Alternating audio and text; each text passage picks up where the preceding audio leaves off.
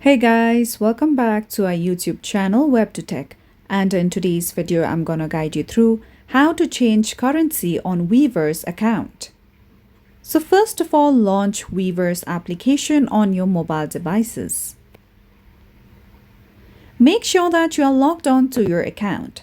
Now at the bottom of your screen, you can see the option of Shop. Tap on it. With that, you will be led to this page. Now, at the top right corner of your screen, you can see a hamburger icon. Tap on it.